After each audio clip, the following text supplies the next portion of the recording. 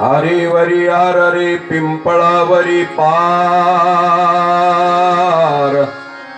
हरिवरी R रे पिंपळावरी पार, खाली कुंभारवरी चाक भोवे, डंबाळके उंबराला वाळके,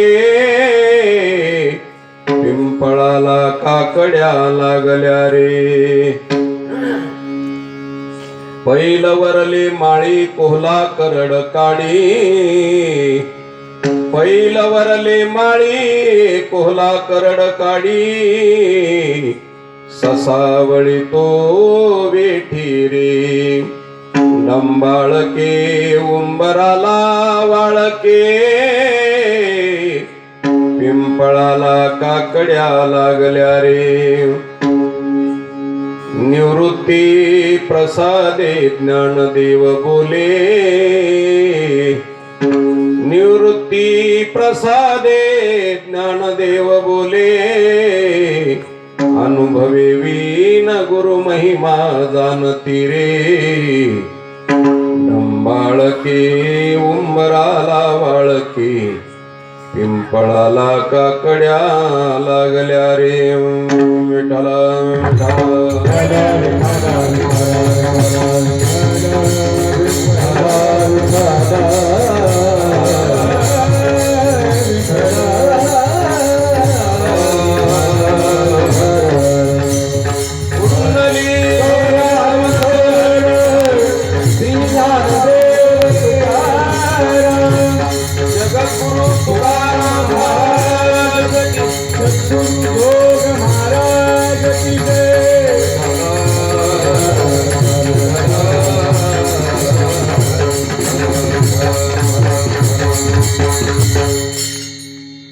समचरण सरोजम सांद्र नीलांबुदाभं, जघन निहित पानिम,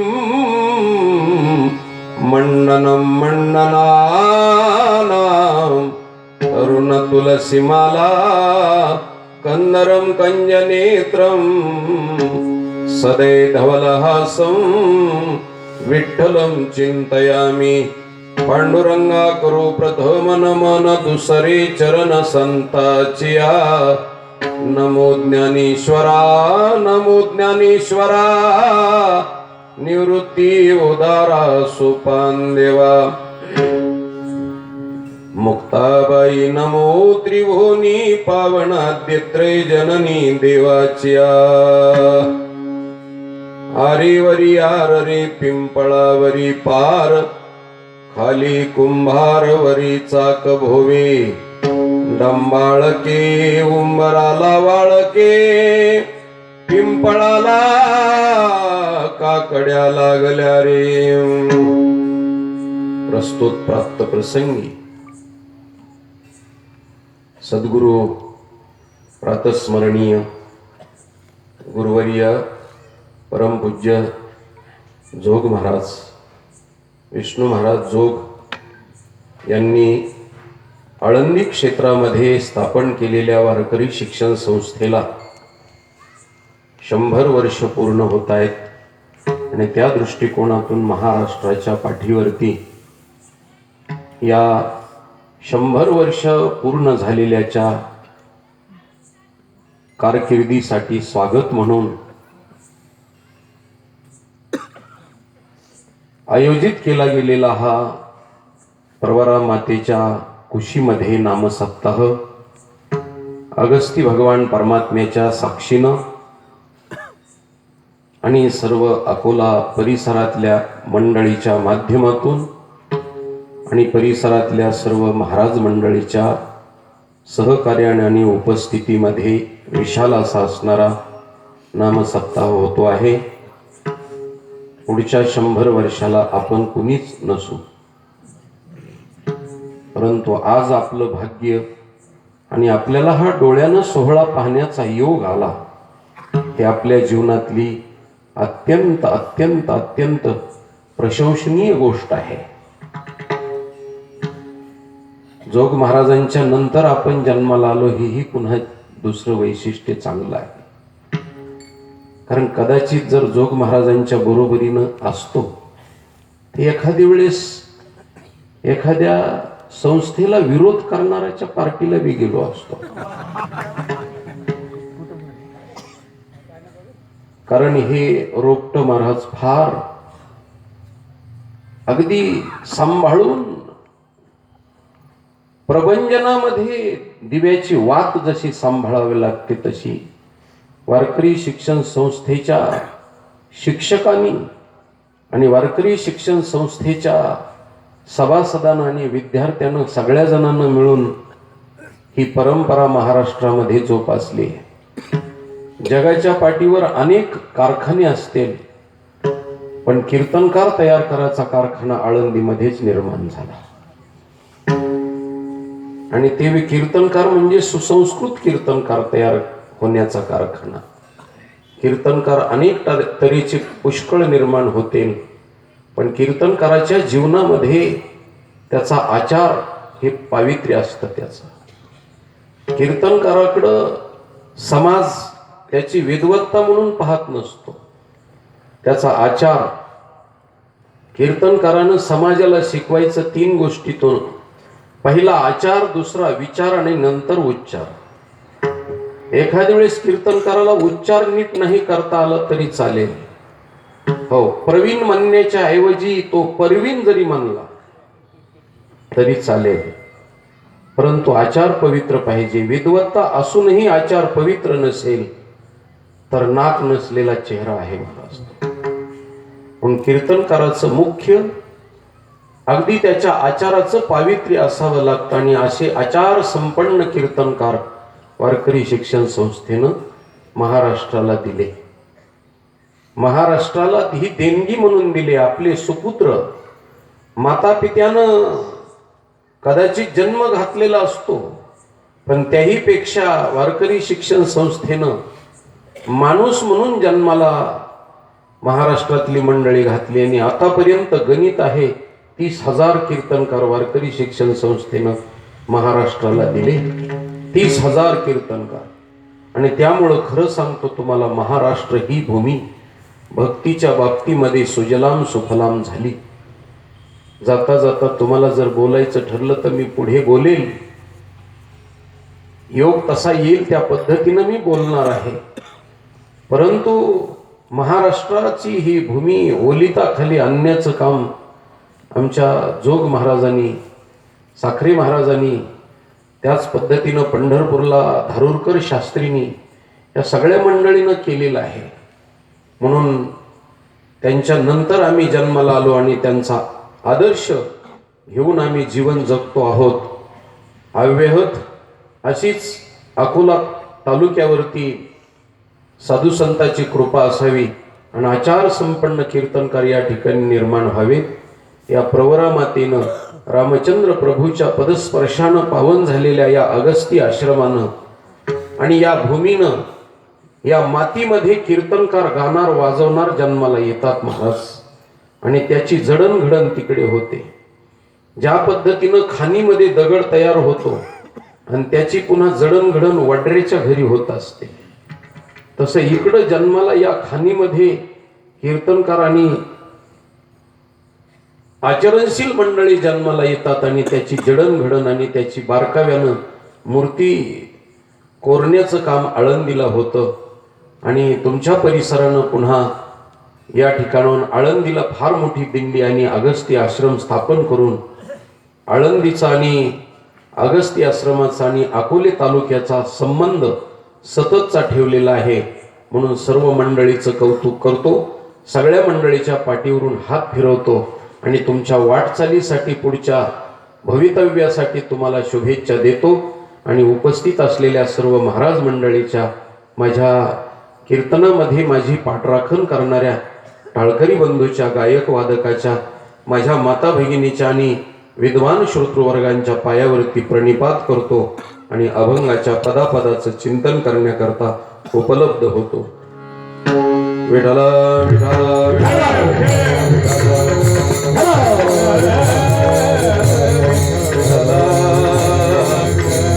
सप्ताह कमिटी समिती अध्यक्ष, उपाध्यक्ष सर्व कार्यकर्ते, सर्व कार्यकर्त्याच्या, भजनी मंडळाच्या, देणगीदाराच्या, महाराज मंडळीच्या कृपेनं माझ्याकडे ही आजची सेवा आलेली आहे.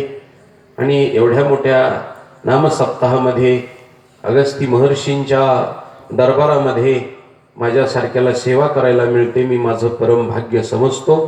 आणि हे भाग्य आमच्या केदार महाराजांनी माझ्याकडे दिलेलं आहे. त्या पद्धतीनं त्याची मी अंमलबजावणी करतो. या अभंगावरती लावलेला अर्थ माझा यथार्थच आहे असा दावा नाही, अशी आत्मप्रौढी नाही, असा अहंकार नाही. या अभंगावरती लावलेला अर्थ माझा खराच आहे असं मी कधीही बोलणार नाही.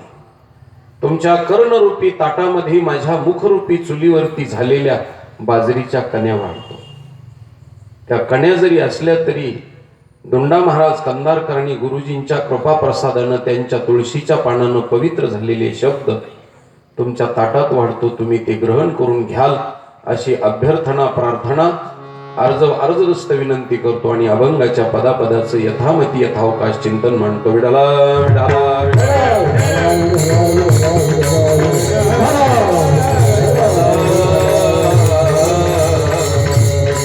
आरेवरी आररे पिंपळावरी पार, खाली कुंभारवरी चाक भोवे, डंबाळके उंबराला वाळके, पिंपळाला काकड्या लागल्या रे. ज्ञानेश्वर महाराजाचा हा अभंग कूट नावाच्या सदरा खालचा म्हणजे ग्राम्य भाषेतील भारूड नावाच्या प्रकरणातला हा अभंग आहे. या अभंगाचा सांकेतिक अर्थ बाजूला ठेवून पदाची या ठिकाणी माऊलीनं योजना केलेली आहे. त्या सांकेतिक अर्थाचा आपल्याला लक्षणीय अर्थ बाहेर काढायचा आहे. या दृष्टिकोनातून भगवान परमात्म्याच्या शक्तीचं वर्णन ज्ञानेश्वर महाराजांनी या अभंगामध्ये केलेलं आहे. भगवान परमात्म्याची विराट शक्ती आणि भगवान परमात्म्याची सूक्ष्म असलेली शक्ती, त्या शक्तीचं वर्णन ज्ञानेश्वर महाराजांनी आपल्या समोर मांडलेलं आहे. कोणतं वर्णन मांडलेलं आहे तर वेदाचं, श्रुतीचं जे वाक्य आहे, अनुरेणुयान महतो महियान, या श्रुतीच्या वाक्याचा अनुभय आणि अनुनय ज्ञानेश्वर महाराजांनी या अभंगामध्ये केलेला आपल्याला दिसतो. काय केलं माऊलीनं, काय सांगितलं? आरेवरी आररे पिंपळावरी पार. फार मोठी वेदांताची परिभाषा सांगत नाही, तुम्ही शेतकरी मंडळी आहात, तुमच्या परिभाषेमध्ये पहिल्यांदा आर शब्दाची व्याख्या सांगतो. तुम्ही पूर्वीच्या काळामध्ये भोवरा खेळला असाल. भोवरा, हो, काही भागात त्याला खोडकी बी म्हणतात बरं, हा, खोकड म्हणतात, तुमच्याकडे खोकड म्हणतात, असू द्या, काही भागात त्याला खोडकी म्हणतात. हो, आणि भोवरा हा सर्वसामान्य कॉमन असा शब्द आहे. भोवरा खेळला जातो. त्या भोवऱ्याला एक लोखंडाची काय असते, आर असते. त्या आरीच्या भोवती अशी जाळी गुंडाळली जाते आणि त्या भोवऱ्याच्या आरीवर त्यांनी वरच्या टोकाला असा हात लावायचा आणि काडी त्या जाळीची इथं धारण करायची आणि असं फेकल्याबरोबर त्या जाळीच्या मुळे त्या भोवऱ्याला गती निर्माण होते आणि भोवरा त्या आरीवरती गरगरा गरगरा फिरतो. आर म्हणजे आस, आर म्हणजे मध्यबिंदू, आर म्हणजे ध्रुवीकरण, आर म्हणजे स्थिरीकरण. ज्ञानेश्वर महाराजाला सांगायचंय की या पृथ्वीचा भगवान परमात्मा माझा भोवरा खेळतो. दक्षिण ध्रुव आणि उत्तर ध्रुव या भोवऱ्याची आस आहे आणि दक्षिण ध्रुवाच्या माध्यमातून या भोवऱ्याला माया नावाच्या जाळीनं परमात्मा गती देतो आणि ह्या पृथ्वीचा भोवरा गरगर गरगर फिरायला लागतो. इतक्या गतीनं फिरतो. आता कुठेतरी या 60-70 वर्षामध्ये कळालं की पृथ्वी स्वतः भोवती फिरते. स्वतः भोवती पृथ्वी फिरते. 60-70 वर्षात कळालं. पण 750-800 वर्षापूर्वी ज्ञानेश्वर महाराजांनी आपल्याला प्रतिपादन केलं. की पृथ्वी स्वतः भोवती फिरते आणि या पृथ्वीला स्वतः भोवती फिरण्याकरता माझा भगवान परमात्मा फिरवतो आहे, त्याची शक्ती आहे. एका गवळणीनं या सृष्टीच्या भौर्याला किंवा या सृष्टीच्या गतीला भौर्याचा रूपक करून एक गवळण सांगते, खेळ भवरा गे बारी भवरा,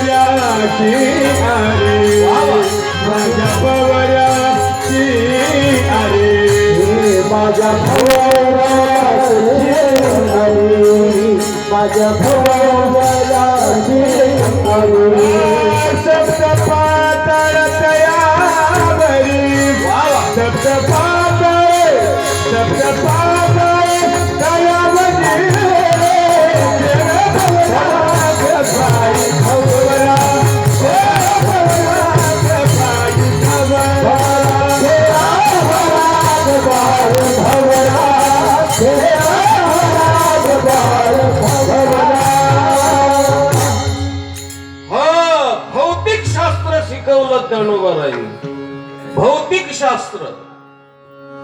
भगवान परमात्मा भौरा खेळतो आणि या भौऱ्याची आली सप्त पाताळ त्याच्यावरती आहेत आणि हा भौरा स्वतः भोवती पृथ्वी फिरते आणि नुसती स्वतः भोवती फिरत नाही तर एका कक्षेमध्ये इंग्लिश मध्ये एका ट्रॅकच्या माध्यमातून सूर्याभोवती फिरते आणि अशा अनंत पृथ्वी आणि अनंत ग्रह आणि उपग्रह एका सूर्याच्या भोवती फिरतात. एका सूर्यमालेचा सूर्य हा आर असतो आणि त्या आसाच्या भोवती अनेक ग्रह फिरत असतात आणि अशा अनंत सूर्यमाला एका दिव्य सूर्याच्या भोवती फिरतात, त्याला कोशिका म्हणतात. आणि अशा अनंत कोशिका एका दिव्याती दिव्य सूर्याच्या भोवती फिरतात, त्यावेळेस तो दिव्याती दिव्य सूर्य त्याचा आर असतो. असं किती प्रमाणामध्ये भगवान परमात्मा उत्तर देतात. दिवी सूर्य सहस्रस्य भवेद युग पद्युत्थितः. भगवान परमात्मा एकापेक्षा एक हजारो पटीनं या ब्रह्मांडाची रचना आणि या सृष्टीमध्ये सगळं फिरतंय आणि या फिरण्याला कारण परमात्मा आहे. तो परमात्मा त्याच्यामध्ये स्थिरीकरणाच्या रूपानं आर रूपानं नटलेला आहे आणि अनात्म पदार्थाला त्याच्या भोवती फिरवित आहे. ही शक्ती हा भौतिक शास्त्राचा सिद्धांत आणि अनुवाद ज्ञानोबरायांनी जसाच्या तसा त्या वेदाचा आणि श्रुतीच्या वाक्याचा या ठिकाणी केलेला आहे. विठाला विठाला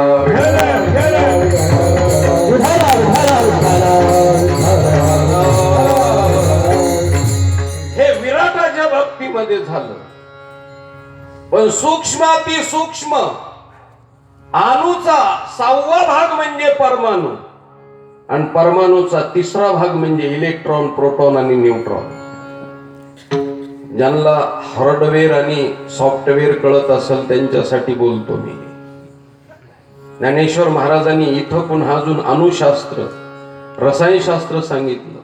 पहिल्यांदा भौतिक शास्त्र आणि नंतर रसायनशास्त्र सांगितलं. त्या इलेक्ट्रॉन, प्रोटॉन आणि न्यूट्रॉनच्या मध्ये सुद्धा एक स्थिर असा असलेला आर आहे, त्या आर मध्ये त्या इलेक्ट्रॉनचे असे बाकीचे अणू फिरत असतात. तिथपर्यंत विज्ञानाला शोध लागलेला आहे आणि ते फिरत असतात. म्हणूनच मोबाईलच्या माध्यमातून या पृथ्वीच्या टोकाहून दुसऱ्या टोकापर्यंत आपलं बोलणं जातं. हे कशामुळे जातं तर त्या मध्ये स्थिर असलेल्या आर मुळे, परमात्म्याच्या सलगीकरणामुळे आणि परमात्म्याच्या स्थिरीकरणामुळे या टोकाचं बोलणं त्या टोकापर्यंत पोहोचतं. हे विज्ञानाला कळालं नाही, अध्यात्मातून आमच्या माऊलीनं सांगितलं. म्हणून प्रत्येक पदार्थामध्ये स्थिर जी गोष्ट आहे आणि त्याच्या भोवती जे अस्थिर स्वरूपामध्ये जे फिरणं चालू आहे, हे फिरणं भगवान परमात्म्याने प्रकृतीच्या अष्टधा प्रकृतीच्या आणि मायेच्या माध्यमातून तो भगवान परमात्मा फिरवतो. म्हणून ही शक्ती परमात्म्याची या सृष्टीला घडामोडी करण्याची त्या परमात्म्याची शक्ती आहे. आणि त्या शक्तीला तुम्हाला पकडायचं असेल तर कोणत्याही वस्तूच्या ठिकाणी आर असलेला त्या आरला जर तुम्ही पकडला तर तुम्ही परमात्म्यापर्यंत जाऊ शकता. मग स्थूलाच्या बाबतीत पकडा किंवा एखाद्या वेळेस सूक्ष्माच्या बाबतीमध्ये पकडा, तुम्हाला जिथे पकडायचंय तिथे पकडा. त्या स्थिर असलेल्या आरला जर पकडलं तर तुम्ही परमात्म्यापर्यंत पोहोचू शकता, आत्मस्वरूपापर्यंत पोहोचू शकता. म्हणून ज्ञानेश्वर महाराजांनी तुम्हाला आम्हाला महाराष्ट्रातल्या लोकाला विज्ञानाच्या माध्यमातून, अध्यात्माच्या शक्तीच्या माध्यमातून परमात्म्याची कला आणि परमात्म्याचं हे शक्तिशाली असणारं ब्रह्मांड फिरवण्याची ताकद अभंगाच्या पहिल्या चरणात.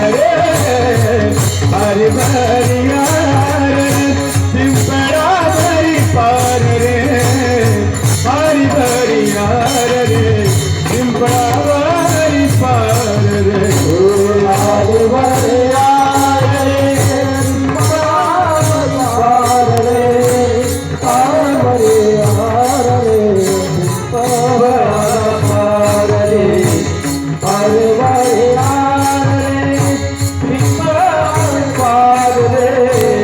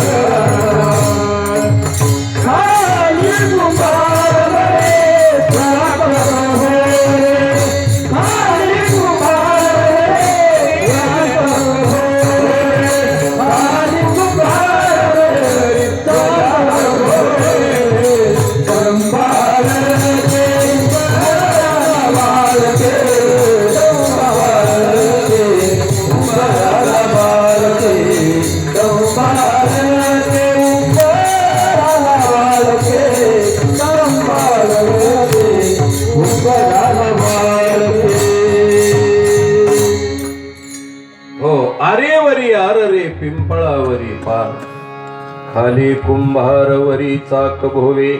कमी झाला आवाज, कमी नका करू. विठाला विठाला विठाला विठाला विठाला. हो, शेतकऱ्याच्या बाबतीमध्ये मी आपल्याला सांगितलं, ज्यावेळेस चाक फिरत असतं गाडीचं त्यावेळेस त्याच्यामध्ये आक असतो. त्याला इंग्लिश मध्ये ऍक्सल म्हणतात, मराठीमध्ये त्याला आख म्हणतात आणि संस्कृत मध्ये त्याला ऍक्स म्हणतात. तो आख स्थिर असतो म्हणून गाडीचं चाक फिरत असतं.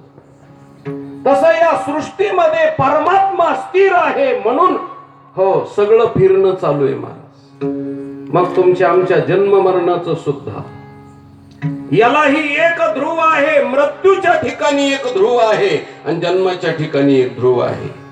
भगवंताने त्याचं वर्णन केलं. जातस्यहि ध्रुवो मृत्युर्ध्रुवम जन्म मृतस्य च तस्मात् परिहार्यार्थेन त्वं शोचितुमर्हसि.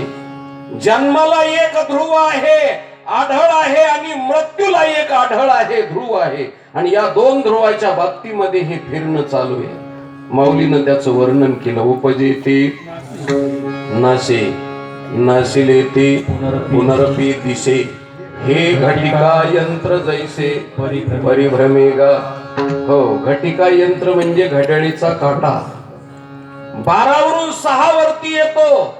कशा करता? पुन्हा परत 12 वरती जाण्याकरता. आणि 6 वरून पुन्हा 12 वरती का जातो?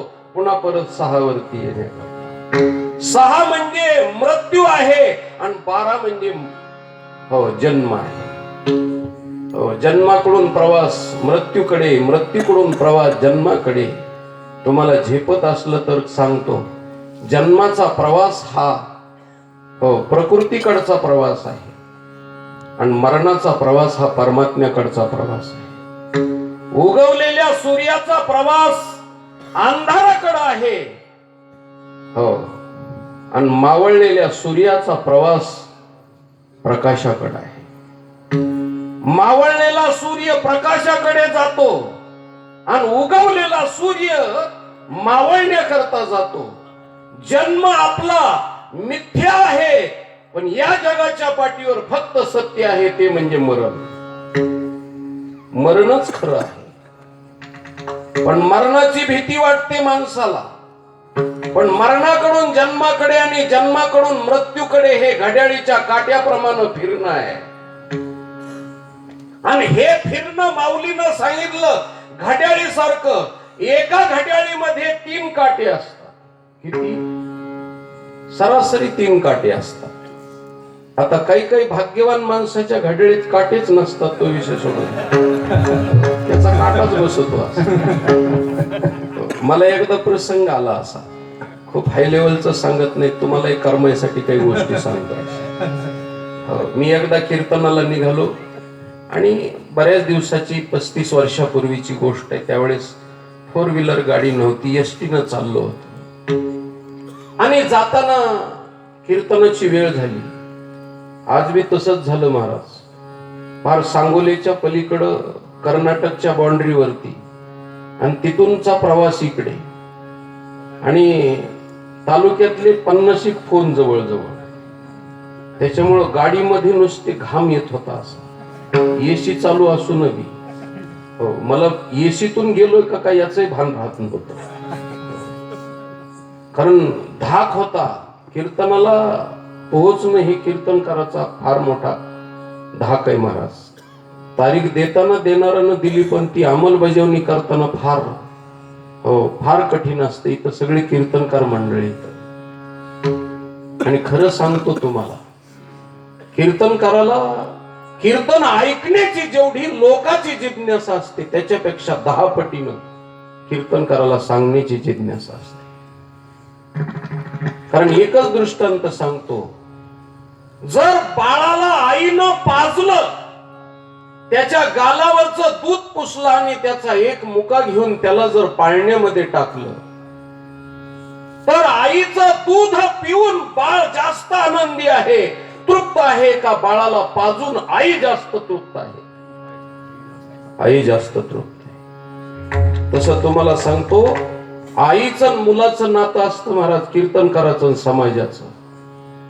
म्हणून इतके लेकर एका आईला पाजायचे असतात आणि इतक्या लेकराला पाजल्यानंतरचा जो आनंद आहे, कीर्तन जर उत्कृष्ट झालं तर पहाटे 4 वाजेपर्यंत झोप येत नाही, आनंदाच्या उर्मी येत राहतात महाराज. आणि कीर्तन जर पडलं तर महाराज हो डोळ्यातून अश्रू गळतात. का कीर्तन पडलं? पाजल्यानंतर आईला वाटतं ते लेकराला पचलं पाहिजे. ते जर उलटलं तर त्याच्यानंतर आई दुःखी होते. लेकरू रडत नाही, आई रडते महाराज. म्हणून लेकराला पाजणे इच्छा कीर्तनकाराची असते. म्हणून कीर्तनकार महाराज एकच गोष्ट सांगतो, पैशासाठी फिरत नाही, फक्त लेकराला पाजण्यासाठी, त्या पाजलेल्याचा आनंद द्विगुणित होण्यासाठी फिरतात महाराज. हे सगळ्याला कळणार नाही. ज्यांना लेकर आहेत त्यांना कळतं आणि जे कीर्तन करतात त्यांनाच कळतं. आणि लेकराला पाजण्याची किती भूक असते. मी हे अगदी बोलतो ते परोक्ष बोलणं आहे, पण एकच दृष्टांत आहे की छत्रपती शिवरायांच्या किल्ल्यावरून लेकराला पाजण्यासाठी आईनं उडी मारली. लेकराला पाजण्यासाठी आईनं उडी मारली. हा इतिहास सगळ्याला माहिती आहे, पण मी एकच क्षमा मागून बोलतो, माझ्या माता भगिनीची माफी मागतो. कारण ऑपरेशन केल्याशिवाय रोग बाहेर पडत नाही. मला चावट सारखं बोलायला बोलवलं नाही, पण तरी सुद्धा एक माफी मागून माझ्या माता भगिनीची माफी मागतो पुन्हा पुन्हा आणि एक शब्द उच्चारतो. त्या हिरकणीनं उडी टाकली लेकराला पाजण्यासाठी, यात नवल नाही वाटलं काय? ती तर मानवी स्त्री असेल, पण एखादी वेळेस पशुपश्वादिकाची सुद्धा मादी लेकरासाठी तेवढं काम करेल, त्यात नवल नाही. पण त्याच्या पुढचं बखर वाचा. तिनं त्या हिरकणीनं बुरजावरून उडी टाकली आणि पळत पाजायला आली. त्यावेळेस घरी आल्यानंतर पाहिलं तर बाळाची जीभ टाळ्याला चिटकलेली होती आणि रडणं शांत झालेलं होतं. ते फक्त नुसतं टकाटका बघत होतं लेकरू. आणि त्या लेकराकडं पाहिल्यानंतर महाराज त्या आईची अवस्था अशी झाली की तिनं उडी टाकलेल्यापेक्षा पुढची अवस्था, तिची चोळी फाटली आणि त्याच्यातून दुधाच्या धारा बाळाच्या तोंडावरती गेल्या. इतका आईला पाजण्याची भूक असते, तितकीच कीर्तनकाराला समाजामध्ये सांगण्याची भूक असते. विठाला विठाला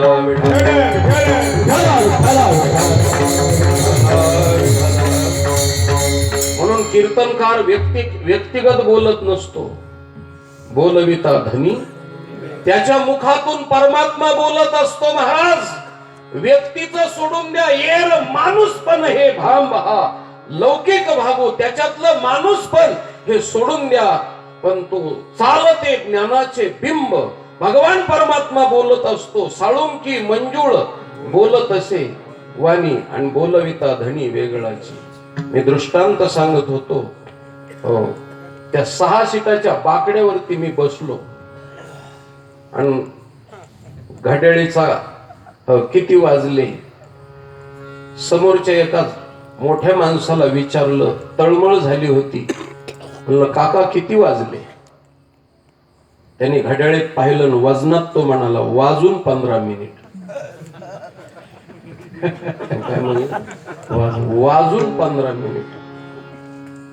मला 15 मिनिट कळाले, पण हे वाजून समजलं नाही. पण गडी माझ्यापेक्षा दीडीनं मोठा होता, त्याच्यामुळे माझी टापच नाही झाली त्याला विचारायला हे वाजून काय म्हणून. पण पुन्हा दम नाही निघाला. विचारलं आता किती वाजले भाऊ? तर त्यांनी सांगितलं आता वाजून 30 मिनिट. ते म्हणलं आता हे वाजवायचं संगच घेऊन फिरतो का काय? दिवाळी होऊन गेली तरी वाजवतोय चालू. न जाणू माझ्या तोंडात तर वाजवायचं नाही. हो, त्या वाजवण्याची पुन्हा मला भीती वाटायला लागली. पण सरते शेवटी आतली तळमळ दम खाल्ली नाही आणि विचारलं आता किती वाजले? त्यांनी सांगितलं वाजून 45 मिनिट.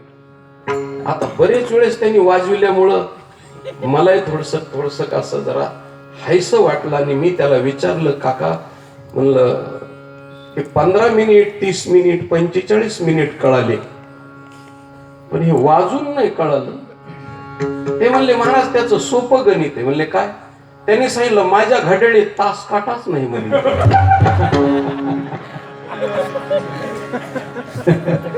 माझ्या घड्याळीत तास काटाच नाही, नुसता मिनिट काटा सेकंद काटा. त्याच्यामुळं मिनिट काटा 3 वर आला की मी वाजून 15 मिनिट म्हणतो. तुम्ही तुमचं ओळखून घ्या किती वाजून आहे. घड्याळीमध्ये 3 काटे आहेत, सेकंद काटा, मिनिट काटा आणि तास काटा. पण या तिन्ही काट्याला फिरवणारा एकच उभा आर नावाचा काटा आहे महाराज. उभा आर नावाचा काटा आहे. त्या काट्यावरती हे तिन्ही काटे फिरतात. पण लक्षपूर्वक ऐका, तिन्ही काटे मध्ये फिरतात पण सगळ्याची गती सारखी नाही. सेकंद काटा जवळजवळ 60 येडे जर सेकंद काट्याचे झाले तर मिनिट काट्याचा किती येडे येतात? 1 येडा येतो. आणि मिनिट काट्याचा 1 येडा आला की तास काटा 1 घर पुढे सरकतो. महाराज या घड्याळीतला तास काटा म्हणजे ब्रह्मदेव आहे. मिनिट काटा म्हणजे इंद्रादिक देव आहेत. आणि सेकंद काटे म्हणजे आपण आहोत. किती वेळा जन्म यावे? हो हो, अनेक वेळा आम्ही जन्म मृत्यू होतो. त्यावेळेस हो, दिहाचे पुरंदर 14 जाती, चतुर्युग सहस्रानी ब्राह्मणो दिन मुच्यते. हो, ब्रह्मदेव कधीतरी मरतो, त्याचं गणित शास्त्रामध्ये वर्णन केलेलं आहे. पण आमच्या ज्ञानोबारायनं त्याला इशारा केला. इशारा ब्रह्मदेवालाही सांगितलं, ब्रह्मदेवा तू या सृष्टीचे गाडगे घालणारा कुंभार आहेस, कुंभार. पण तुझ्या सुद्धा डोक्यावरती हे काळ नावाचं चक्र फिरतंय. आणि त्या काळ नावाच्या चक्राच्या गतीमध्ये तू सुद्धा येतोस. आम्ही येतो यात नवल नाहीये. आम्ही मरणारे आहोत यात नवल नाही. खाली कुंभार वरी चाक भोवे. खाली कुंभार, ब्रह्मदेव कुंभार आहे, कुंभार. आमच्या साधू संतांनी नाथ महाराजांनी सांगितलंय, कुलाल हाडाचा बापचा हाडाचा अखंड घडितो मडकी रे. हो, कोणी एक वेळे भूत संचार झाला हिमालयाच्या खडकी रे. भूतवैऱ्याची नवरी देखुनी जीवास भरली धडकी रे. कोणी एक वेळे पाठीशी लागला भेडसाविली लेख लाडकी रे. हो, कानोबा धोंगडे माझे बोलणे. हो, तो वाकड्या नावाचा भक्त देवाच्या बरोबर संवाद करतोय. ब्रह्मदेव हाडाचा कुंभार आहे, कुंभार. जगामध्ये सगळ्यात जास्त लोकसंख्या कुणाची असेल तर कुंभाराची. आपण सुद्धा आपल्या पोराचे कुंभार आहेत महाराज. कळतंय का? आपण आपल्या मुलाचे कुंभार आणि आपल्या बापाचे गाडगे. हे ब्रह्मदेवानं तयार केलेले गाडगे आहेत महाराज आपण. आता बऱ्याचशा गुबाड्या गाडगेला कळत नाही हे गाडगे म्हणून. ज्ञानोबारांनी त्याला दुजोरा दिला. सर्व घटी राम देहारे, सर्व घटी राम देहारे. सूर्य प्रकाश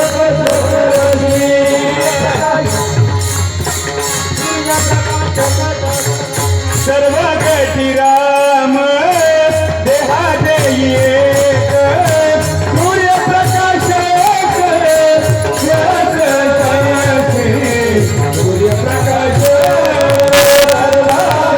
राम देहारे एक.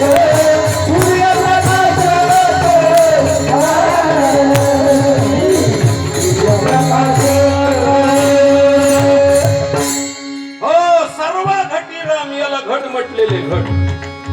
म्हणून तर नवरात्रीच्या टाइमला घट स्थापना होते महाराज.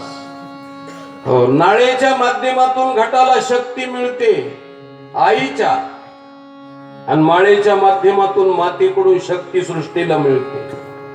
म्हणून ही घटस्थापना केली जाते. नवरात्री म्हणजे 9 महिने आहेत आणि 9 तास पुढचे दसऱ्याचा मुहूर्त येतो, तो जन्माचा मुहूर्त आहे, शास्त्र विधान आहे. आणि हे सणाच्या माध्यमातून प्रतिपादन केलेले हे घट आहे, गाडग गाडग. म्हणून तर जन्मल्यापासून आपल्या बरोबर गाडग असतं. ती मरेपर्यंत गाडग्याच्या बरोबर संगत ह्या गाडग्याची.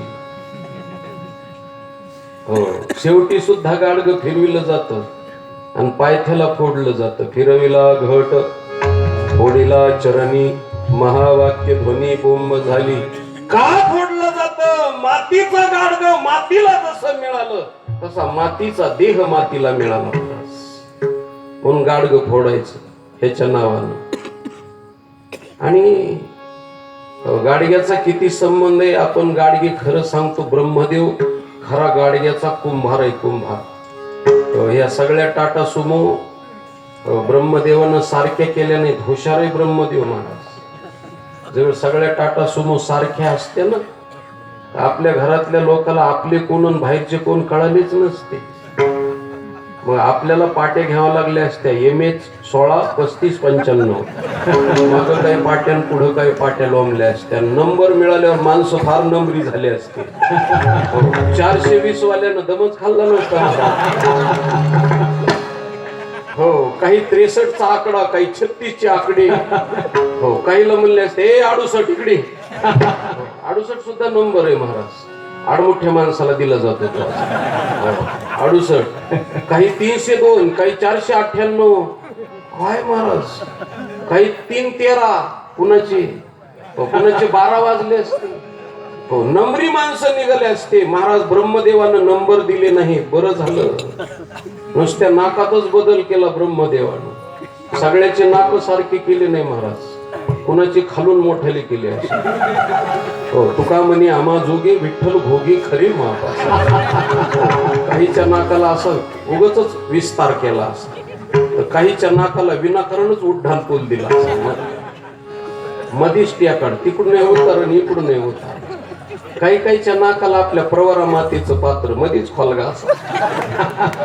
तिकडून मी ट्याकाड, इकडून मी ट्याकाड, मधीच खोलगा. हो, ते स्वेटर विकायला येतात ना नेपाळचे, त्यांच्याकडे पाहिल्यावर तर जुनं वाटतं आत्ताच सीताफळाचे डोळे उघडले का नुसतं सपाटी करूनच दिसतं महाराज. हो, तिथं पाटी लावा लागते, येथे नाक होते, पत्ताच नाही नाकाला. हो, काही काहीला ब्रह्मदेवानं नाक धारदार आणि गोरे पान दिले, पण निर्मळ अजिबात नाही. जणू 1.25 महिन्याची झड लागली. चोपनाचा चिकूल बरबुर बरबुर सुरूच असतात. नाशिक मध्ये कुंभमेळा भरलेला असतो. हो, ब्रह्मदेव हुशार आहे, हुशार. सारखे गाडगे केले नाही, सारख्या टाटा सुमो केल्या नाहीत, वेगळे वेगळे माणसं बनवले. म्हणून हो, कुलाल हाडाचा, हो बाप हाडाचा बुद्धिमान असलेला ब्रह्मदेव. पण त्या ब्रह्मदेवाला सुद्धा एके दिवशी पुनरावृत्तीच्या मापा शिग झाला, त्याला सुद्धा जावं लागतं बघा. हो, म्हणून तर काही काही तुमच्याकडे मला माहित नाही, संक्रांतीच्या टाइमला मालकाच्या नावाची गाडगी घेतात बघा. तुमच्याकडे पद्धत आहे का संक्रांतीला सुगड घेण्याची? बोळके काय का असं ना, बोळक झाल्यावर का बोळक घेणं व्हायला काय. हो, बोळके घेतात, सुगड घेतात, गाडगे घेतात. आणि महाराज त्या वानवसा देवाला द्यायला जातात. त्या बोळक्यामध्ये गाडग्यामध्ये रानमेवा टाकतात. ते नवऱ्याच्या नावाचं गाडगं असतं ते.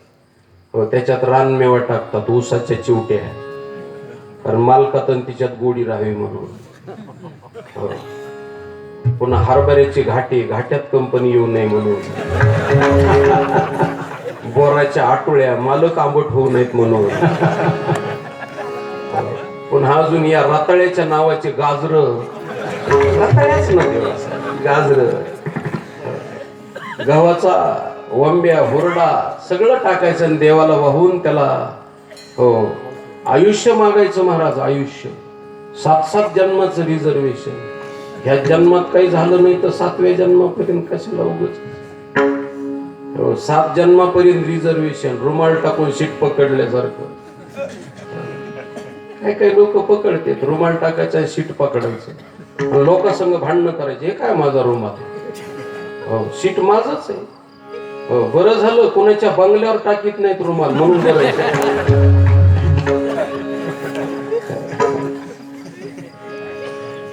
रुमालावर कब्जा. आपल्या लोकांचं दरवाजा मोकळा मोरीला बोळा. फार कठीण काम आहे महाराज. विषय असा चाललेला आहे की त्या कुंभाराला ब्रह्मदेव इतका बुद्धिमान असूनही, चतुरातला चतुर ब्रह्मदेव असूनही त्याला सुद्धा जावं लागतं, पुनरावृत्तीच्या मापाला शिग व्हावं लागतं.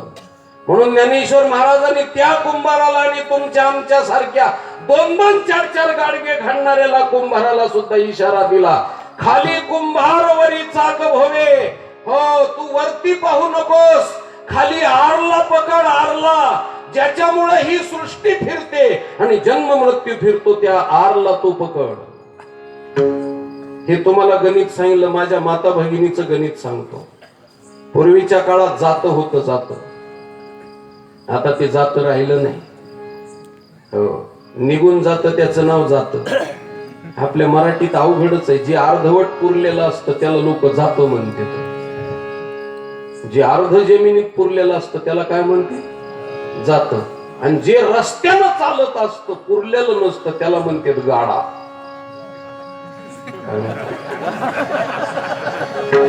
त्याला काय म्हणते, गाडा. आता ते पुरलेला आहे होय गाडा. ते चालतोय रस्त्यानं त्याला म्हणतात गाडा, आणि गाडलेलं त्याला म्हणते जात. असा उलटा स्वभाव आहे माणसाचा.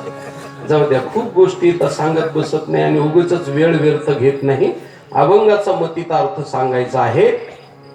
हो पुढे बोलतो मी. विठाला विठाला विठाला. हो जात होत, जात ते गेलं आणि आता पुन्हा परत डबल आणि तरी नाही मी. कारण आमच्या माता भगिनीला खूप आनंद झाला. आपल्याकडून ते जात गेलं आणि मिशावाल्याकडे आलं. हो त्यांना खूप आनंद झाला महाराज. हो आणि मिशावाले सुद्धा चक्कीमध्ये खुबा मोडेपर्यंत डबा घेऊन चालले. हो कशाला चालले म्हणले, दळायला. मग एवढ्याला पेंडी सारख्या मिशा कशाला ठेवल्या, काढून ठेवल्या. ते पुरुषाकडे दळण आलं महाराज, त्यांच्याकडून ह्यांच्याकडे दळण आलं. हो, त्यांना खूप आनंद झाला. पण त्यांचं फार मोठं नुकसान झालं. मी आपल्याला सांगून वेळ घेत नाही. जात्याचं जास्त प्रमाण दळीत बसत नाही. पुन्हा पिठलेलं आपलं दळलेलं पीठ पुन्हा दळीत बसत नाही. ते जात गेलं. त्या जात्यामध्ये एक खालची पाळू असते आणि एक वरची पाळू असते. त्या खालच्या पाळूला एक लोखंडाची आर असते महाराज, आर. आणि त्या आरीच्या भोवती वरची लोक आपलं दगडाची पाळू फिरत असते. हो त्या आरच्या भोवती ती आर स्थिर आहे म्हणूनच वरची पाळू फिरते आणि त्याच्यामध्ये ज्वारीचं गव्हाचं पीठ तयार होत. असंच आहे. मग त्या दळण दळण्याकरता जी सासरवासी नसायची, दळण दळायचं काम कुणाकडे यायचं, सासरवासनीकडं. सासू दळण दळणार नाही कारण घरातली मुख्यमंत्री. हो मोठी सून म्हणजे कॅबिनेट मंत्री, मधली सून म्हणजे राज्यमंत्री, ननंद म्हणजे परराष्ट्र मंत्री. जी कुणालाच आनंद होऊ देत नाही तिचं नाव ननंद. आणि सगळ्यात लहानी म्हणजे 6 वर्षासाठी निलंबित केलेला मतदार. तिला सासरवासीन म्हणतात. तिच्याकडे दळण दळायचं आणि मग तिनं पसा घ्यायचा, त्या जात्याच्या तोंडातून टाकायचा आणि दळण दळायला सुरुवात केल्याच्या नंतर जे ज्वारीचे कण त्या स्थिर असलेल्या आरला चिटकून बसतात तेवढेच जगतात आणि त्या आरला सोडून बाजूला गेलेले भरडले जातात. म्हणून या सृष्टीमध्ये माऊलीला सांगायचंय, जेवढे भगवान परमात्मा नावाच्या आरला चिटकतील तेवढे जगतील आणि बाकीचे भरडले जातील जन्म मृत्यूच्या या मापामध्ये ते दळले जातील. म्हणून त्या परमात्म्याला पकडा, आरला पकडा. आणि आर म्हणजे प्रत्येक पदार्थात आरेवरी आर, पिंपळावरी पार, खाली कुंभार, वरी चाक भोवे. या रीतिरिवाजाप्रमाणे प्रत्येक पदार्थात तुम्हाला परमात्मा आहे. काष्टी पाशाने जळीस्थळी भगवान परमात्मा भरलेला आहे आणि त्या पदार्थाच्या मध्यबिंदूमध्ये आणि त्याच्या आसामध्ये आणि त्याच्या स्थिरीकरणामध्ये परमात्मा नटलेला आहे. म्हणून प्रत्येक पदार्थात परमात्मा आहे. रचिले एकाची भांगारे परब्रह्मे. म्हणून परमात्मा सर्वत्र आहे. तुम्हाला जायची कुठं गरज नाही. तैसा हृदयामध्ये मी राम. आणि हा सिद्धांत, हा भक्तीचा योग आमच्या ज्ञानेश्वर महाराजांनी आपल्याला प्रतिपादन केलेला आहे. म्हणून त्या आरला पकडा. विठाला विठाला विठाला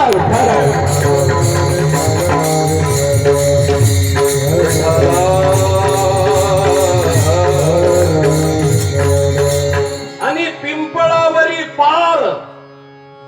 पहिल्यांदा सांगितलं भौतिक शास्त्र, दुसऱ्यांदा सांगितलं रसायनशास्त्र आणि तिसऱ्यांदा सांगितलं ते जीवशास्त्र. हो, पिंपळावरी पार शब्दाचा अर्थ आहे मनुष्य नावाचं हे शरीर म्हणजे पिंपळ आहे. हो, त्याला काय म्हटलेलं आहे? पिंपळ म्हटलेलं आहे. पिंपळ 15व्या अध्यायामध्ये पहिला श्लोक आहे. हो, ऊर्ध्वमूलम अधः शाखा, वरती मुळे आणि खाली फांद्या असलेला हा पिंपळ नावाचा वृक्ष आहे. आणि हे पाय म्हणजे 2 फांद्या आहेत महाराज, दुबळकं हे झाडाचं. आणि हे हात म्हणजे पान आहेत, पानं. आणि इथून इथपर्यंत देठ आहे. तुम्ही म्हणताल कंबरबांधी लोक तुम्ही काही काय सांगतो, इतक्या लांबीचं कुठं देठ असतं होय? हो, त्या आळूच्या पानाला, चिमकुऱ्याच्या पानाला असतं ना. तुमच्याकडे काय म्हणतात, पोथीची आळूची. असे आळूच्या पानाला इतकं देठ असतं, तसं हे पान आहे, इतकं देठ आहे. हे नळगंड आहे असं, आणि हे दुबळक आहे. आणि या सगळ्याचा मुळ्या डोक्यामध्ये आहेत. जीवशास्त्र वाचा ज्याला. हो, जीवशास्त्र म्हणजे बायोलॉजी वाचा. आणि त्या बायोलॉजी मध्ये अॅनाटॉमी शास्त्र वाचा. अॅनाटॉमी म्हणजे MBBS पहिल्या वर्षाला जे शिकवलं जातं ते अॅनाटॉमी शास्त्र. MBBS वाचा. या डोक्याचं जर विच्छेदन केलं, याचं जर समजा पोस्टमार्टम केलं आणि हा मेंदू जर फोडला तर महाराज मज्जातंतू, मज्जारज्जू आणि बारीक बारीक सूक्ष्म, पृथ्वीला एक येडा येईल इतके बारीक तंतू आहेत. ह्या मुळ्या या झाडाच्या मुळ्या आहेत. आणि ब्रह्मदेवानं वरती पार केला त्याला. जिकडं मुळे असतात तिकडं पिंपळाचा पार असतो. म्हणून वरती पार केला, डोक्याला कवटी बसवली महाराज. पिंपळाचं किंवा कोणत्याही वृक्षाच्या मुळ्या जर उघड्या पडल्या तर झाड उन्मळतं. फांदी तुटल्यावर काही होत नाही. तसं पाय तुटला, हात तुटला तरी माणूस मरत नाही. पण डोक्याला केसा एवढं छिद्र पडलं तरी माणूस मरतो. मुळी उघडी पडते. याच्यात मुळे आहेत. पिंपळावरी पार, वरच्या बाजूला पार आहे. म्हणून तुम्ही डोक्यात ठेवा आणि डोकं ठिकाणावरती ठेवून, हो, तो पिंपळाचा पार ठिकाणावरती ठेवून पार आयुष्य जाण्याच्या अगोदर भगवान परमात्म्याचा पार ओळखा आणि आरला ओळखून जीवनामध्ये तुम्ही तुमच्या जीवनाचं सार्थक करून घ्या. आणि डंबाळके म्हणजे भरपूर जगाच्या पाठीवर असे पिंपळाचा पार ओळखणारे डंबाळून. डंबाळून शब्दाचा अर्थ भरपूर, मराठीतला शब्द आहे. आपल्याकडे व्यवहारात म्हणतात ना, कस काय झालं जेवण, लय हाणलं डंबाळून. लय हाणलं डंबाळून म्हणजे याचा अर्थ गावरान भाषेतला शब्द आहे. माऊलीनं गावरान भाषेतला शब्द स्वीकारला. डंबाळून म्हणजे भरपूर. काही भागात त्याला भरपूर म्हणते, काही भागात चिक्कार म्हणते, काही भागात रठवून म्हणते, काही भागात रगड म्हणते, काही भागात कच्चून म्हणते, काही भागात दणकून म्हणते, काही भागात मायंदळ म्हणते. कोल्हापूरला गेला तर मायंदळ म्हणते. खाली परभणीकडे गेला तर बखळ म्हणते. बखळ शब्द आहे, परभणीतले असतील आमच्याकडे. हो, तिकडं बखळ म्हणते. हो, असे कच्चून रटून रगडून, हो असे शब्द आहेत. तसा डंबाळून म्हणजे भरपूर. मग या सृष्टीमध्ये हो कुंभाराची गती आणि या काळाची गती ओळखणारे डंबाळून, कारण हे ध्रुवपद आहे. प्रत्येक अभंगाच्या पदापदाच्या भोवती हे डंबाळून पद फिरतं. म्हणून आरेवरी आर ओळखणारे डंबाळून, पिंपळाचा पार ओळखणारे डंबाळून, आणि कुंभाराची गती ओळखणारे डंबाळून. आणि असे डंबाळून तुमच्या ध्यानात बाकीचं काही राहिलं नाही, राहिलं तर हरकत नाही. फक्त एवढंच ठेवायचं ध्यानात, कोणत्या महाराजाचं कीर्तन झालं? डंबाळून. डांबाळून जरी ध्यानात राहिलं तरी पुष्कळ झालं. हो, म्हणून आमच्या ज्ञानोबारायांनी सांगितलं, या सृष्टीमध्ये असे भक्त आणि असे ज्ञानी, भगवंताला झगडणारे आणि पहिलं पार होणारे किती आहेत त्या अभंगाच्या. डंबाळते कुंभाराला वाळते, डंबाळते कुंभाराला वाळते, डंबाळते कुंभाराला वाळते, डंबाळते कुंभाराला वाळते, वाळते कुंभाराला वाळते, डंबाळते कुंभाराला वाळते, डंबाळते कुंभाराला वाळते,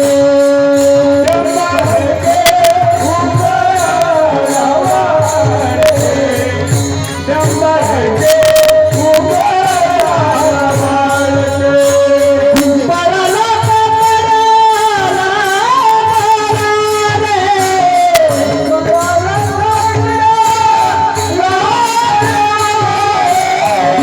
कुंभाराला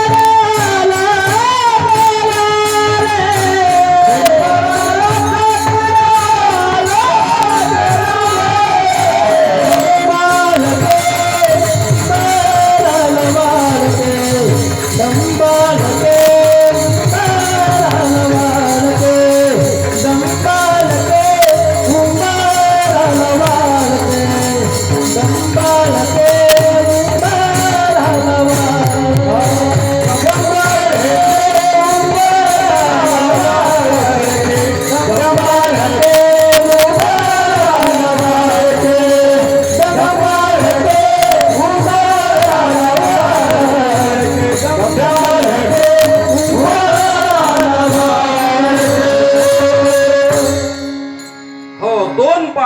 एक डंब डाळके म्हणजे ढाळी ढाळीला, फांदी फांदीला असे वाळक लागले महाराज. वाळक विडाला विडाला विडाला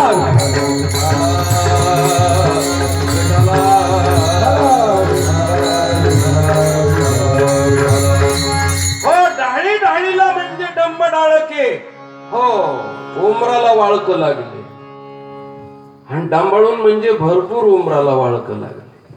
आता हे उमराला वाळक म्हणजे ही सुद्धा भाषा उलटी, कारण संतांची भाषा उलटी असते महाराज. त्याचं कारण आहे आपण उलटे येतात, ते सवाशे येतात. आपलंच डोकं आऊट असतं. मी नाही सांगितलं की सगळ्या झाडाच्या मुळ्या खाली येतात, आपल्याच वरी येतात. ते मनुष्य नावाचा वृक्षच उलटा बनलेला. हो, म्हणून आहा कटा उखटे इहलोकीचे उभराटे, अर्जुना तू अवचटे जन्मलाशी ये. हे उलट आहे महाराज.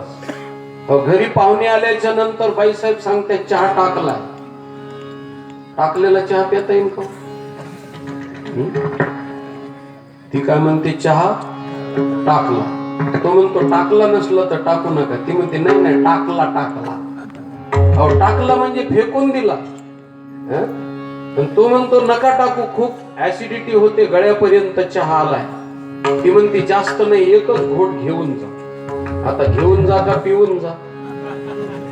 नाही, खरं काय पिऊन जा म्हणायला पाहिजे, पण ती पिऊन नसल्यामुळे ती पिऊन जा म्हणत नाही. ती नुसती घेऊन जा म्हणते. तिनं घेऊन जा म्हणल्यावर यांनी म्हणायला पाहिजे घरून पातेलं घेऊन येतो आणि नंतर घेऊन जातो, कारण कशात तरी न्यायला भांड पाहिजे ना. तो म्हणतो मला वेळ नाही, पटकन आठ. ती म्हणती झाला झाला. झालं म्हणल्यावर संपला का काय झालं? ती म्हणते चहा झाला, आता संपल्यावर बसायला पाहिजे त्यांनी. पण तो बसतो. तितक्यात घर मालक येतो.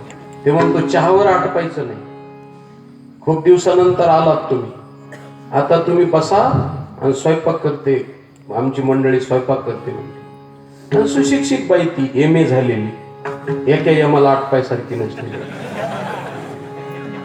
तिने सांगितलं 5 मिनिटात स्वयंपाक करते, कारण जुन्या खेड्यातल्या महिला मंडळीला चूल पेटू घालायची, वाल्या गावऱ्या सरपणन, मग ते वेळ लागायचा सगळा. आता सुशिक्षित महिला मंडळीला वेळ नाही लागत महाराज, फार प्रगती झाली आता. हो, आता स्वयंपाक करायला इतकी व्यवस्था झाली की गहू टाकायची मशीन मध्ये, बटन दाबल्या दाबल्या दळतं ते, आणि दळल्यानंतर पुढे गेलं की त्याच्यात पाणी मिसळतं आपोआप. पाणी मिसळलं की ठराविक प्रमाणात पाणी मिसळलं की त्याची कणिक तयार होते, आणि कणिक तयार होऊन ग्राम मध्ये त्याचे असे गोळे तुटून त्याच्या पोळ्या लाटून अशा झेरॉक्सच्या आवृत्त्या निघाल्यासारख्या चपात्या निघाल्या. झेरॉक्सच्या 1 मिनिटात 13 आपलं चपात्या, 1 मिनिटात 13 चपाती, इतकी व्यवस्था झाली महाराज. मी खोटं बोलत नाही. जलाराम बाबाच्या मंदिरात जाऊन बघा, गजानन बाबाच्या मंदिरात जाऊन बघा, हे अशा चपातीची व्यवस्था निघालेली आहे. आता महिला मंडळी चपात्या करायची गरज नाही, नुसते गहू टाकायचे. आता याच्या पुढे प्रगती होणार आहे. पुन्हा दुसऱ्या बाजूला भाजी शिजणार, ह्या चपात्याचा आणि त्या भाजीचा गाळा होणार असा, आणि तो गाळा झालेला फक्त मालकाने असं वरती तोंड करायचं, नरसळ्यानं तिने वर वाचायचं. इतकी प्रगती होणार आहे पुढे. त्याने सांगितलं स्वयंपाक करते ताबडतोब बसा. हो, बसल्यानंतर महाराज थोडे 2 मिनिट पर्यंत गप्पा मारूस तर ताट लगेच तयार झाले. हो, तिने सांगितलं पाहुण्याला, हो ताट तयार झाले, वाढले ताट. ताट जर वाढले इंच इंच तर जेवता येईल. आणि ती काय म्हणते, ताट वाढले, बसा ताटावर. आता वरण जर तिखट असलं तर पाहुण्यानं काय करायचं? ताटावर बसायचं का बाजूला बसायचं? तितक्यात नातू रडत आला, चक्रवाढ व्यास. नातू म्हणजे चक्रवाढ व्यास आहे. हो, लोक म्हणते मुद्दल ठेवा पण व्याज द्या. असं जी आपल्या मुलाला कधी हात लावित नाही ते 17-17 किलोचे नातू कार्टे घेऊन हो खुशाल दिवसभर फिरत आहेत, काय वाटत नाही. मग ते चक्रवाढ व्याज आलं. रडायला लागलं, काय नाही म्हणले, ते ताटात बसायचं म्हणते. आता पहिलेच ताटात पदार्थ एवढे तर ह्याला मध्ये घ्यायचं, बरं हे काय चाटून खायचं. मराठीची भाषा अशी आहे महाराज, म्हणून उलटी परिभाषा आहे. हो, काय परिभाषा वापरली? डंबाळके उंबराला वाळके, उंबराला वाळक लागले शब्दाचा अर्थ. शेतकऱ्याच्या जीवनामध्ये वाळक असतात, वाळक. आणि ते वाळक म्हणजे कशाला म्हटलं जातं? सगळ्याला वाळक कळायचे नाहीत, निदान शेंदाड तरी कळते. आता काही काही हेंदाडाला ते शेंदाड कळत नाही, काय सांगा. ते शेंदाड असते, शेंदाड. हो, त्या शेंदाडाला आमच्या तुकोबराईने ज्ञानी भक्ताची उपमा दिलेली. ज्यावेळेस ते शेंदाड कच्चं असतं त्यावेळेस ते रंगानं हिरवं असतं, ज्यावेळेस ते कच्चं असतं त्यावेळेस ते चवीनं कडू असतं, ज्यावेळेस ते हिरवं असतं त्यावेळेस ते टणक असतं, असं वाजवलं की टकटका वाजतं. आणि ज्यावेळेस ते हिरवं असतं त्यावेळेस ते दुर्गंधीनं युक्त असतं. पण ते परिपक्व झालं, पिकलं, पिकलिया सेंद कडूपण केले, पिकलिया सेंद कडूपण केले, पिकलिया सेंद कडूपण केले, पिकलिया सेंद कडूपण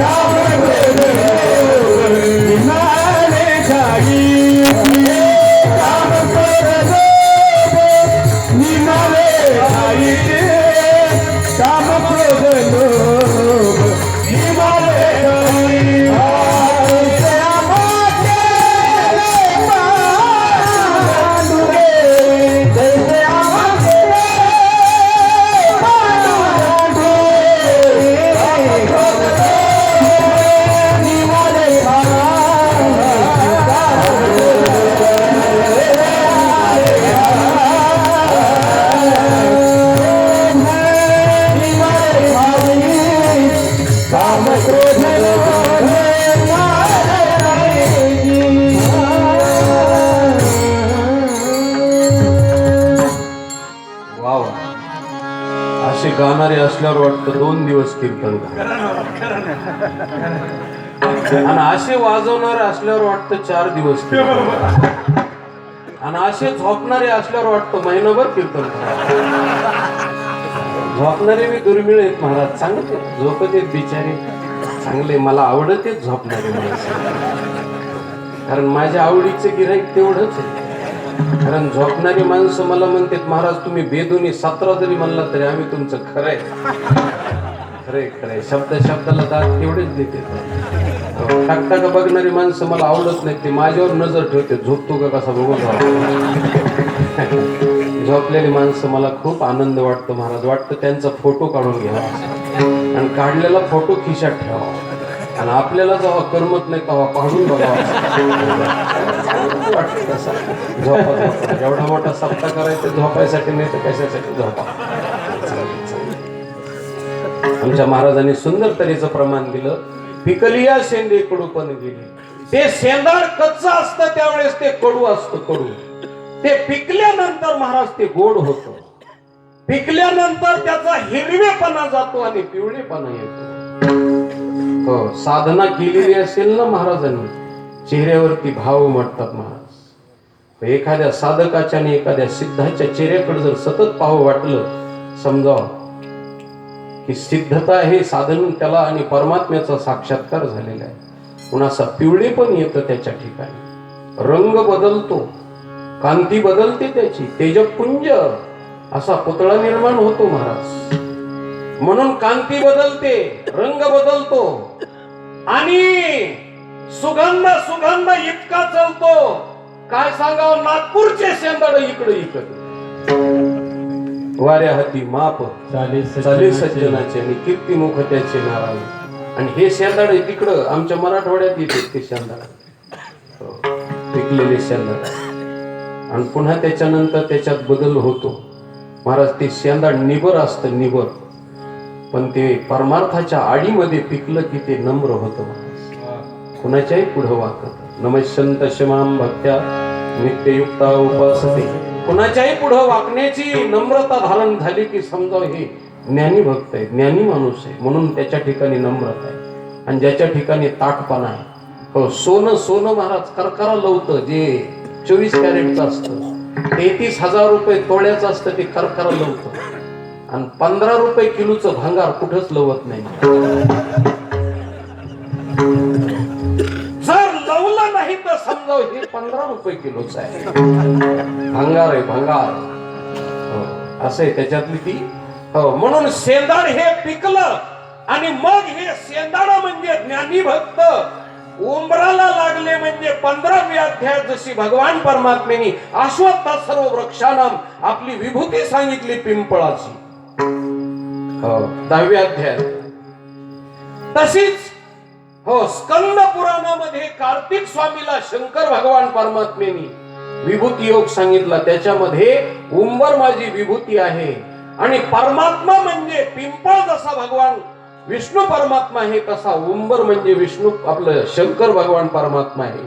आणि त्या परमात्म्याला उंबराला वाळकं लागले म्हणजे ज्ञानी भक्त परमात्म्याला झगडले आणि परमात्म्याला विषय केला. अनात्म पदार्थाला विषय करण्याच्या ऐवजी आत्मवस्तूला पकडलं, आणि त्या आरला पकडल्यामुळे त्यांच्या जन्म मरणाची परंपरा समाप्त झाली. आणि असे उमराला वाळक किती लागले, डंबाळून लागले, डंबाळून, हो, डंबाळून वाळक लागले. आणि पिंपळाला काकड्या सुद्धा महाराज डंबाळून लागल्या. पिंपळाला काकड्या म्हणजे संसार नावाच्या वृक्षाला हो काकड्या लागल्या, म्हणजे पांचट असलेल्या काकड्या, पांचट असलेल्या विषयामध्ये रचलेले, विषयाचा माज नाही लाज धरीत असे पांचटपणा करणारे, तिथंच हो गोंडा घोळणारे जे पांचट आहेत त्या काकड्यात महाराज. आणि संसार नावाच्या वृक्षाला त्या काय कमी लागल्या, त्या सुद्धा डंबाळून लागल्या ना बाबा. हो हो, अशा पांचट काकड्या संसाराला आणि विषयाला चिटकलेले लोक ते बी डंबाळून येत. घोंगराचा कार्यक्रम नारायणगावकराचा असला तरी तितकेच आहेत महाराज. इकडं जसे डंबाळून तसे तिकडं बी डंबाळून, ध्यानात ठेवायचं. तिकडं बी डंबाळून, हो, तिकडं सुद्धा टाचावर करू करू बघणारी लोक. हो सैराटची गिऱ्हाईक हो विषयाकडे वळणारे याला पांचट काकड्या म्हणायचं संसार वृक्षाला. म्हणून उंबराला वाळके पिंपळाला काकड्या लागल्या रे. माझ्या मित्रांनो रे शब्द वापरला हा अरे तुरीची भाषा मित्रत्वामध्ये वापरली जाते. ज्ञानोबारांनी तुम्हाला आम्हाला मित्र समजलेले. समशत्रोच मित्रेच तथा मानापमानयो. त्यांचे आम्ही मित्र नाहीत पण त्यांनी आम्हाला मित्र मानलं आणि आपल्याला अरेतुरीची भाषा करून आपल्याला हे प्रतिपादन केलं. आणि ते सांगत असताना पुढे सांगितलं पैल वरले माळी कोहला करड काढी. वरच्या माळावरती पैल म्हणजे पलीकडच्या माळावरती कोहल्यानं करडी काढल्या. कोला शब्दाचा अर्थ आहे संत आणि त्यांनी करडी काढल्या म्हणजे करडीमध्ये तेल आहे तेल. आणि संस्कृत मध्ये तेलाला स्नेह म्हणतात आणि स्नेहाला प्रेम म्हणतात. महाराष्ट्राच्या पाठीवरती शेतकऱ्याच्या लेकराला परमार्थ शिकून या परमार्थाचं प्रेम कुणी लावलं असेल तर आमच्या साधू संत मंडळीनं लावलं महाराज. हे दर्याखोऱ्यात राहणारा हा समाज, डोंगरामध्ये राहणारा कुसळ न पिकणारी जमीन, पण त्या जमिनीवरती महाराज सिडलेस थॉम्सन द्राक्षाचे बाग पिकायला. कशाचा परिणाम प्रवरा मातेवरती. व्यर्थ चाललेलं पाणी पाहिलं आणि प्रवरा मातेच्या वरच्या बाजूला एक तळ तयार झालं आणि त्या तळ्याची खाली हो आवर्तन सुटायला लागली आणि कडीनं हो कुसळ न पिकणाऱ्या हो शेतकऱ्याच्या जीवनामध्ये हरित क्रांती झाली. आणि सिडलेस थॉम्सन द्राक्षाची बाग, ऊसाची मळे, हो केळीच्या बागा फुलू लागल्या आणि खिसा खुळखुळा झाला महाराज. हो त्याच पद्धतीनं गोदा मातीवरती चाललेलं पाणी पाहिलं आणि त्याच्यावरती तळे बांधले गेले. हो एकानंतर एक हो पैठणला एक फार मोठं मराठवाड्याच्या हो पुढाऱ्यानं मोठं तळ बांधलं पैठण नगरीमध्ये. त्याच्या खाली बी तळे बांधले गेले. आणि हे व्यर्थ गंगेचं चाललेलं पाणी पाहून शेतकऱ्याच्या शेतामध्ये पाणी, कुसळ न पिकणाऱ्या जमिनीत पाणी गेलं आणि बागायती क्षेत्र होऊन हरित क्रांती झाली महाराष्ट्रामध्ये. महाराज त्याच पद्धतीनं आमच्या साधू संतांनं काय केलं, गीता नावाच्या गंगेचं व्यर्थ चाललेलं पाणी पाहिलं आणि मराठवाड्याच्या मातीमध्ये जन्माला आलेल्या ज्ञानेश्वर महाराजांनी नेवाशाला पहिलं धरण बांधलं. त्या धरणाचं नाव आहे ज्ञानेश्वरी. ज्ञानेश्वरी सारखं धरण बांधलं आणि त्याचे पाठ उपपाठ हो बाकीचे पाठ पूर्वेकडे वाहतात, पण ज्ञानेश्वर महाराजांना बांधलेल्या तळ्याचे पाठ उलटे वाहायला लागले आणि त्याचा पाठ आळंदीला आला जोग महाराजाच्या संस्थेला. आणि ह्या सगळ्या लोकांच्या जमिनी भिजल्या गेल्या महाराज आणि त्याच्यातून एक एक सिडलेस थॉम्सन द्राक्षाचा बाग पिकला. त्याचे उपपाठ झाले. पुन्हा नाथ महाराजांनी प्रतिष्ठान नगरीच्या ठिकाणी पुन्हा भारोडावरती कीर्तन आणि भारोडावरती पुन्हा स्वतंत्र कोल्हापूर पद्धतीचे केटी बंधारे टाकले. हो जलयुक्त शिवार हो अशी ही ओलिता खाली जमीन आली. नाथ महाराजांनी जगद्गुरु तुकाराम महाराजांनी देहूला स्वतंत्र एक उजनी प्रकल्प काढला आणि त्या प्रकल्पाचं पाणी तर सगळं MIDC एरियाला जाऊ लागलं आणि सगळं MIDC एरियामध्ये कारखाना आणि त्याच्यामध्ये प्रोडक्शन तयार व्हायला लागलं, जे जगाच्या बाजारपेठेमध्ये जाऊन भारताची निर्यात वाढली गेली. हे कुणी तयार केलं? साधू संतांनी आणि पुढाऱ्याने तयार केलं. पैल वरले माळी, वरच्या माळावरती कुसळ न पिकणारी जमीन म्हणजे साधन चतुष्टायुक्त अधिकारी नाहीत आम्ही आणि अंतकरण चतुष्टायुक्त अधिकारी नाही, ब्रह्मज्ञानाचे अधिकारी नसताना सुद्धा वाळलेल्या लाकडाच्या पाठीमागे फिरणारा शेतकरी, त्या शेतकऱ्याला वेदाचा तो अर्थामाशीचा ठावा, वेदाच्या रुच्या आणि महाराज गीतेचे श्लोक आणि संस्कृतच्या धातू रूपावल्या घोकायला लागले आणि पदच्छेद अन्वयी करायला लागले. शेतकऱ्याचे लेकर हे कशाचा परिणाम आहे? करडी पिकल्या, करडी, तेल पिकलं, स्नेह पिकला आणि ही कोणी कमाई केली तर ही कोल्ह्यानं केली, कोल्ह्यानं. आणि कोल्हे म्हणजे संत आहेत. या संतानं ही कमाई केली. आमच्या नामदेवरांनी तर सांगितलं महाराष्ट्रात किती घटना घडली. पाण्यात कासव गीत गाये वनात कोहला नाचे, सावज मनी संतोषला खोकड पुस्तक वाचे. खोकड पुस्तक वाचे म्हणजे तुम्ही आम्ही खोकडा माकडा सारखी असलेली माणसं वेदाचा अर्थ सांगायला लागलो, हे पुस्तक वाचायला लागले खोकड. हो, माकड. ही क्रांती झाली महाराष्ट्रात आणि हा भक्तीचा मळा फुलला गेला म्हणून पहिलं वरले माळी कोला करड काढी आणि आशे कोले डंबाळू आणि आशे करडे पिकविणारे डंबाळू आणि काही काही ससे वेठी वाढणारे ससे. सस म्हणजे याचा अर्थ असा आहे महाराज, ते झाडाचं पान पडलं तर आवाळ पडलं म्हणून पाळणार भित्र सस. तसं काही काही परमार्थाला भिणारे भित्रे ससे. घाबरियाच्या मोडा काड्या धाडा भ्याडा वळतिया. एवढा मोठा सप्ताह महाराज 100 वर्षाचा प्रवरा मातेच्या काठावरती अगस्ती महर्षीच्या सानिध्यामध्ये पवित्र अशी आमची प्रवरा माता अमृताच्या स्वरूपात वाहते आणि हा भक्तीचा रस या ठिकाणी चाललेला आहे. तरी सुद्धा काही काही ससे तिकडच वेटी वळतेत महाराज. वेटी वळणं म्हणजे तुम्हाला शेतकऱ्याला सांगतो, पूर्वीच्या काळात वाघ आंबाड्याच्या जोड्या असायच्या, कॅपताळा असायचं. ते पाण्यात भिजू घातलं म्हणजे मग ते सोलल्याच्या नंतर त्याच्या जुड्या बांधायच्या. एका जोडीचा शेंडा इकडून आणि एका जोडीचा शेंडा इकडून, आणि त्या दोन्हीचा जो बांधायचा त्याला वेट म्हणते. हो, असे काही काही घरी पडल्या पडल्या बाजावर वेट वळणारे. यावर्षी कधी इतका कांदे विकले की आपण अकोल्याला प्लॉटच घेऊन टाकू. हो, ते बाजावर पडल्या पडल्या आकलीचा कांदा, कांद्यावर सगळं करायला लागला. कांद्याचे एवढे वांदे होऊ नये त्याचा कांदा निघाला. आणि असा आकलीचा कांदा म्हणतो, बंगला घेऊन मग 4 व्हीलर गाडी घेऊन आणि महाराज 4 वाजूस तर अशा उतरंडी उतरितो मनाच्या. याला वेटी वाळणारे म्हणतात. आणि मग 4 वाजता म्हणतो जाऊ दे आता कुठपर्यंत हे करायचं. लघुशंकेला जातून पुन्हा परत येऊन बाजावर पडला हे खालून झुळझुळ हवा येते, वरून गोदडं फाटलेलं आणि पुन्हा मागील अंकावरून पुढे चालू. एपिसोड क्रमांक 3 पुन्हा मालिका चालूच. ते उतरंडी रचायच्या न उतरायच्या. जन्मभर मनाच्या उतरंडी रचते. तर महाराज कीर्तनाला भजनाला येत नाहीत. हे भित्रे ससे भित्रे ससे. आणि हे जगाच्या पाठीवर कमी नाही, डंबाळू नाही डंबाळू. काय कमी आहेत का काय? म्हणून 3ऱ्या चरणामध्ये महाराजांनी सांगितलं,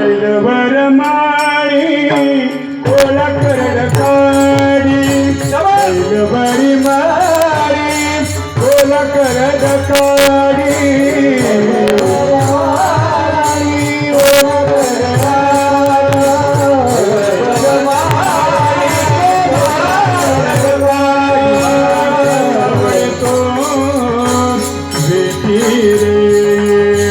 ससावडी तो भेटी रे भेटी रे भेटी रे जंबार के उमरा बार के जंबार के उमरा बार के ससावडी तो भेटी रे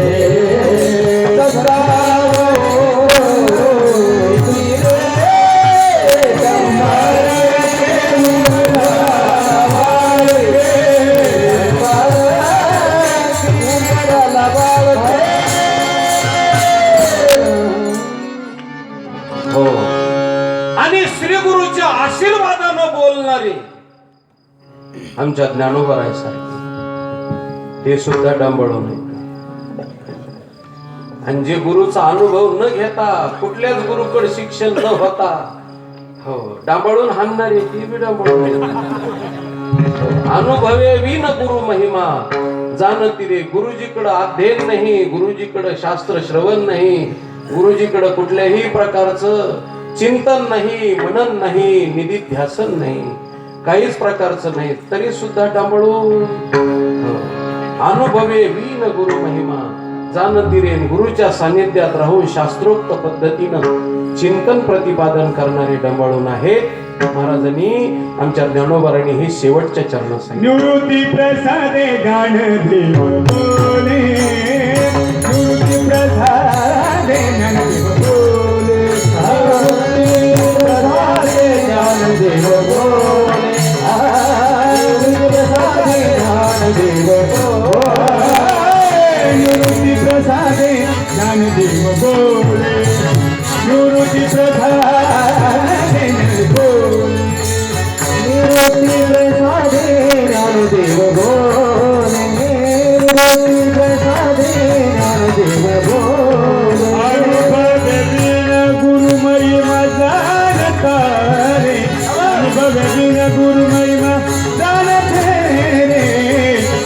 बाळके उमरा बाळके डंबळके उमरा बाळके अनुभवी गुरु प्रसाद दान तुझे गुरु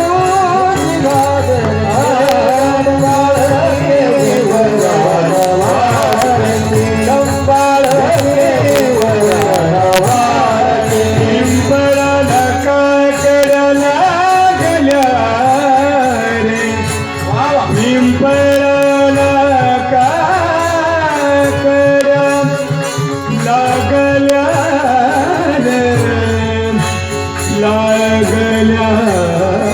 रे पिंपळा पिंपळा पिंपळाला पिंपळाला काकडा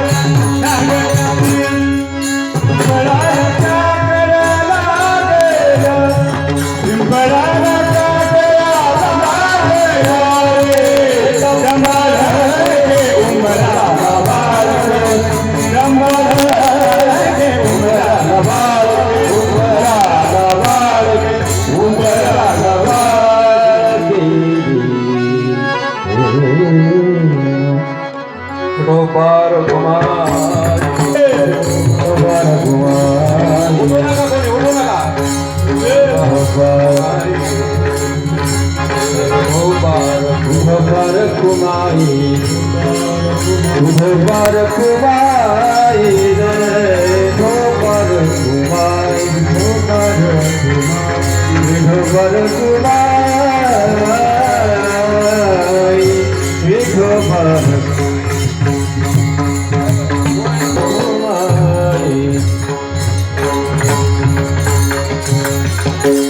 झालेली सेवा श्री गुरुजींच्या ज्ञानेश्वर महाराजांच्या तुमच्यासारख्या सोन्यासारख्या श्रोतृवर्गांच्या अधिकार संपन्न टाळकरी वृंदांच्या उपस्थित सर्व महाराज मंडळीच्या पायावरती ही सेवा समर्पित करून सर्व महाराज मंडळीला मी माझ्या गुणवान मंडळीला मी परमार्थातल्या जाणकार मंडळीला भगवान अगस्ती महर्षीकडे उदंड आयुष्य लाभवाची अभ्यर्थना प्रार्थना करतो आणि त्यांच्याकडून असाच परमार्थ घडत राहो अशी प्रभूचरणी मी विनंती करतो आणि तुम्हा सर्व मायबापांच्या पायावरती पुन्हा एकच गोष्ट या अभंगामध्ये बोलत असताना दोष म्हणून काही आलेला असेल चुकीचं असेल ते माझ्या बुद्धीच्या प्रतापात आपलं बुद्धीच्या माध्यमातला तो प्रताप असेल आणि जे योग्य आलेलं असेल ते माझ्या श्री गुरुजींचं आहे असं गृहीत धरून योग्य असलेलं ग्रहण करा अयोग्य असलेलं टाकून द्या अशी तुम्हा सर्वांच्या चरणी प्रार्थना करतो आणि या उत्तर कार्याला पुन्हा खूप मोठ्या शुभेच्छा देऊन हे कार्य वाढत राहो आणि आमच्या सगळ्या महाराज मंडळीनं तालुक्यातल्या अट्टहासानं झटून हे कार्य केलेलं आहे एकत्रित सर्व गुणवान मंडळी आलेली आहेत असंच त्यांचं एकोपा राहो आणि ते एकोप्याने पुन्हा पुन्हा त्यांनी असं कार्य करत राहो आणि असे तालुक्यामध्ये डंबळून गायक वादक तयार हो आणि असे कार्यक्रम सुद्धा डंबळून हो आणि माझ्यासारख्याला पुन्हा डंबळून बोलवो असं अशी अपेक्षा करतो आणि माझ्या या विचाराला या ठिकाणी स्थगिती देतो चाल म्हणायची का हो हा? शेवटच्या भैरवी करता विनंती करायला ज्ञानेश्वर माऊली ज्ञानराज जय जय ज्ञानेश्वर माऊली बोला शेवटच्या भैरवी करता नितीन महाराज